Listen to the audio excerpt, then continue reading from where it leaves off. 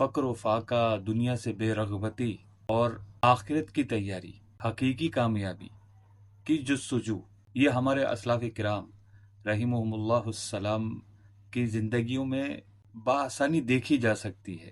احادیث کریمہ سے لے کر اولیاء کاملین، بزرگان دین رحمہم اللہ المبین کی سیرت مبارکہ کا مطالعہ اگر آپ کریں تو اس میں اللہ پاک کی رضا پر راضی رہنے، فقر و فاقہ میں زندگی گزارنے کے نظارے بالکل عام ملیں گے، اور اسی طرح کی ترغیبات ان کی تعلیمات میں آپ دیکھیں گے۔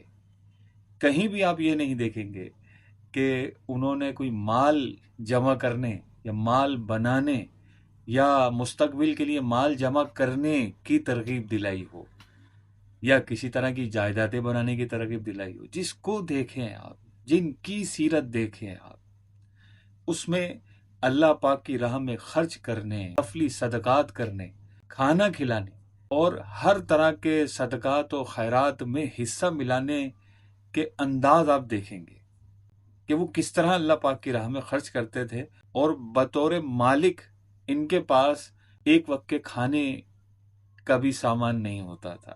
اپنی ذات کو گویا بھول ہی چکے تھے اور صرف رب تبارک و تعالیٰ کی رحمت پر نظر رکھتے تھے اور آخرت کی تیاری کرتے تھے۔ دنیاوی ناکامی کو یہ کبھی بھی اہمیت نہیں دیتے تھے۔ دنیاوی ناکامی کو ناکامی تصور کرنا یہ ہماری بیماری ہے، ہم میں پیدا ہو گئی ہے۔ نفس و شیطان نے ہمیں آخرت سے دور کر کے دنیا کی طرف گامزن کر دیا، اور اسی کی ترقی کو ہمارے لیے بنا سنوار کر پیش کر دیا، جس کی وجہ سے آج ہم حقیقی کامیابی سے گمراہ ہو چکے ہیں۔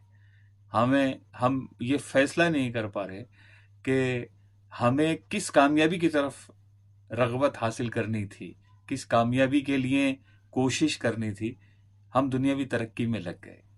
ہمارے بزرگان دین صحابہ کرام علیہم رضوان کی زندگی آپ دیکھیں، سبحان اللہ۔ حضرت عائشہ صدیقہ رضی اللہ تعالی عنہا ارشاد فرماتی ہیں کہ نبی کریم صلی اللہ علیہ وسلم کے مکان عالی شان میں 40 دن تک آگ نہیں جلتی تھی۔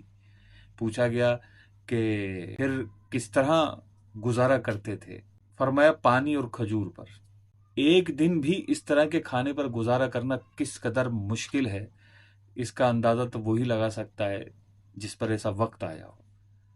اور 1-2 دن نہیں، 4-5 دن نہیں، بلکہ پورے 40 دن حضرت عائشہ صدیقہ رضی اللہ تعالیٰ عنہ نے فرمایا۔ اور نبی کریم صلی اللہ علیہ وآلہ وسلم کی تربیت کتنی عالی شان تھی۔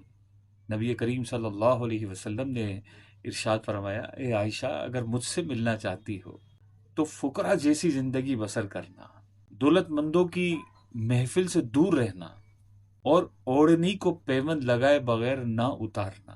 اور اس تربیت کا اثر جو نبی کریم صلی اللہ علیہ وسلم نے فرمائی، کس قدر حیرت انگیز طور پر، حیرت ناک طور پر ہمیں دیکھنے کو ملتا ہے کہ حضرت عائشہ صدیقہ رضی اللہ تعالی عنہا کے پاس حضرت معاویہ اور حضرت ابن عامر اور دیگر لوگوں نے 1,00,000 درہم ہدیہ کیے، تحفے میں بھیجے۔ آپ نے ایک ہی دن میں اللہ پاک کی راہ میں خرچ کر دیے، حالانکہ آپ کی اوڑھنی میں پیوند لگے ہوئے تھے۔